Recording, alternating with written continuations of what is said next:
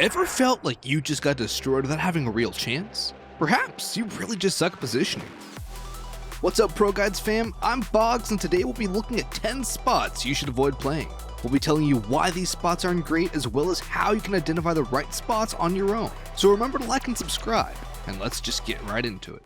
So the first position we're going to advise you never play again is quite a popular one, and that's triple on Mirage. Triple is one of those typical positions that seem like a good spot, but once you break it down, it really isn't. It's easy to spam, hard to fall back from once you're spotted, and you could even get mollied out very effectively. The only way it's really viable is if you have a smoke on you, either to smoke off any incoming mollies or otherwise to allow for more room for you to move around by smoking off to the right of you. If you do have that smoke, the spot is actually quite effective, as the extra space that you can create by smoking off by the right of you is a pretty big deal, but even then there are also great spots in that exact same bomb site that don't require you to use one of your most important pieces of utility just to stay alive, such as default for example. If you really want to, I guess you could play triple every now and again, but if you don't have a smoke, you probably don't want to go anywhere near it. Even if you do, don't make it your go-to spot, as there's clearly better options around. A spot that's not bad, and is not only equally bad, but arguably even worse, is Sandwich. Now don't get me wrong, I love playing Sandwich. If you tuck in deep and play there maybe once or twice a game, it's a great spot that'll definitely catch your opponents off guard. But it's similar to Triple, definitely not a home where you can stay and feel safe whenever you desire. If you do get spotted in Sandwich before your opponents are already rushing out Palace and Ramp, you may as well molly yourself, because if you won't, your opponents definitely will. No, but seriously though, getting spotted in Sandwich before the rush is happening and it's already too late is a surefire way to get yourself killed. Your opponents will throw mollies at you, nades even, and you'll get harassed until you die. And one thing's for sure, there's absolutely no way you're getting out, as the nearest cover is quite literally miles away. All in all, Sandwich is just a bit of a trash spot that at a high level is only played to catch your opponents off guard. So use it for that and nothing else. And by the way guys, if you're struggling with positioning and find it difficult to find the right spots, you should definitely take a look at our website and hit up one of our many great coaches. They'll definitely be able to help you out and improve your success on the CT side. And of course, if you need help with anything other than positioning, they got you covered as well. Alright, so with that out of the way, let's talk about our question of the day. Today's question being, what do you think is the best spot to play in the entire game? For me, it's probably Connector on Mirage. You're super quick to help out your mates on A, and you're also able to hold mid quite well. At least for me, Connector is one of those positions I can really use to carry the whole game. There's so much impact that you can find from there that essentially the whole game is under your control. A great place to stay if you're having a good day, but what about you guys? Do you have any favorite spots? Where do you usually play? Let us know down in the comments below. The next spot on the list is Oranges on Inferno. And this spot is one of those positions that really is just a complete bait. The reason why it's so bad is pretty simple. First of all, you don't really want to be peeking wide from here, as you're very close to an object, and the way you're going to get swinged from this position while doing it is pretty much completely straight.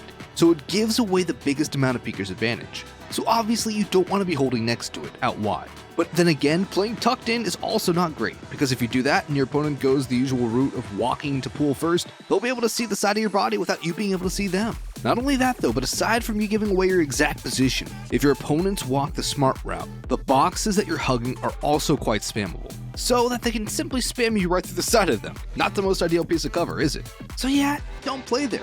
The only way it's viable is if you peek early with a self-pop flash, and if you aren't planning to do that, you're just going to get spammed without ever seeing an enemy. Not the most fun you could have in a round.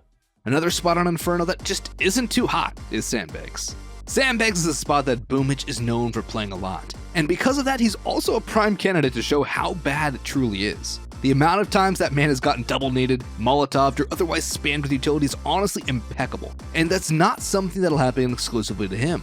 Similar to many spots we've mentioned before, one of its biggest flaws is how committed you are and your inability to disengage and fall back. Once you're spotted and your opponents know you're on Sandbags, there's no going back, there is no flight, only fight. And if your opponents are doing it right, that's fighting while in a Molotov. And you can probably imagine that the majority of times that should result in you losing that engagement.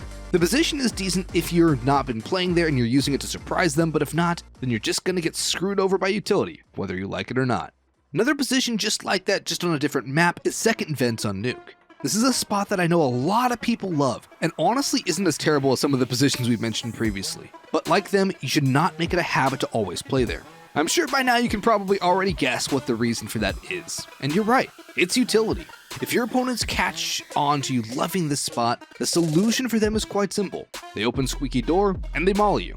Better luck next round. And then we haven't even mentioned that the position could also be spammed quite well with an AK. Although honestly, that is less of a threat since then you could just go hit them with a good wide swing and you should be good to go.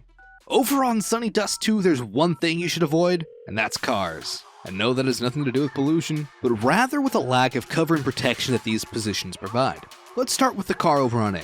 The A car is perhaps the most commonly mollied position in the entire game, otherwise at least on Dust 2. Whether you take over long as a T, it probably is the first thing that comes to mind, and that's for good reason. By mauling plus spamming the car position every single time, you can easily clear out one of the most annoying positions, and do so without basically risking anything. If anyone is playing there, they get a great choice of either burning to death, getting spammed, or starring in Mission Impossible trying to get away from there all the way back to sight, which unless you're planning to whiff the entire mag, should never succeed. If your opponents time and time again prove to be unable to mauling you out while playing here, then go ahead and abuse it. But more likely than not, you don't want to be here at all, let alone every round. So you might ask, why is the other car terrible? Well, that's actually unlike any previous positions on the list. You don't really get mollied nor naded in this position, and you being committed to playing it also isn't the biggest deal since your opponents have to hard commit to kill you as well, but it does have one fatal flaw, and that's the ease of getting flashed here. Whenever your opponents are rushing B, they should be throwing flashes like these, and if they do that, you're going to be very white in your beloved position of car. As long as your opponents are playing it right, you should really not have any fun here at all, and it's going to prove very difficult to get any kills at all. With these flashes going off, even getting one would be a miracle. But like the previous car, this is only true if your opponents are playing it right and using their utility correctly. If they're not, by all means play here. Use the different elevations of the car to set up for surprising angles that are hard to pre-aim, and you should be able to get a few easy multi-kills whenever they dare to visit. Over on Vertigo, there's also one place that instantly comes to mind that you probably want to avoid, and that's Sandbags on A. Vertigo with Sandbags is a very unique position. It's quite literally in the middle of nowhere, and it's the only piece of cover in its general area. That has upsides because if your opponents forget to check it and you're hiding there, it should be a very easy multi-kill, but it also means that if your opponents are doing things right and clear you out with a single $400 piece of utility, you've lost your full kit, hopes and dreams, and probably the round as well. So very high risk, but also quite a high reward. The high reward in and itself is of course great. I mean, who doesn't love a multi-kill? But the risk usually isn't worthwhile. One thing's for sure though, playing there every round or even just commonly is a surefire way to make sure it never succeeds. So if you're trying to reap the rewards, make sure to first show that you never play there, so that once they notice and your opponents stop clearing it, you can abuse their laziness. Now for our final two positions, over on Overpass, we're starting with Connector. Connector in itself is a great spot, and if you're playing well as a team, it's a spot you can definitely play. But what I've noticed a lot in solo queue and pugs is that a lot of the time, you may as well be alone on A. And if that's the case, Connector is terrible. For the Connector position to succeed, you really need two players, either two in the Connector itself with one watching the bottom and one watching the top, or alternatively you could have one in Connector and the other either playing toilets or divider, making sure that your top side is safe. The reason for that is simple.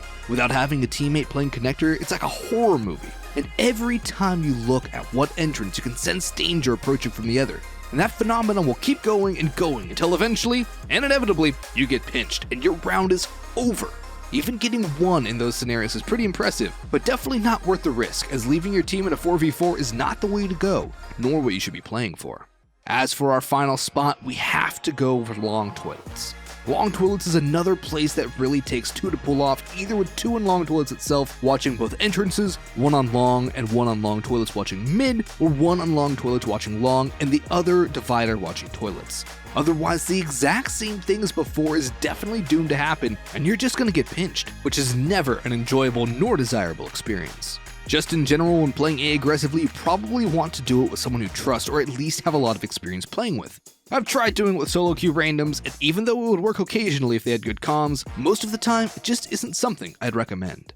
But that's just our top 10, so don't be afraid to share your advice of spots to avoid in the comments down below as well. If you want more tips on how to improve your positioning, don't be afraid to contact one of our coaches, they'll be sure to help you out. If you enjoyed this video, make sure to leave a like and subscribe, and while you're at it, don't forget to ring that notification bell as well to stay up to date with all of our uploads. We hope you take these tips to heart, and we'll see you in the next one.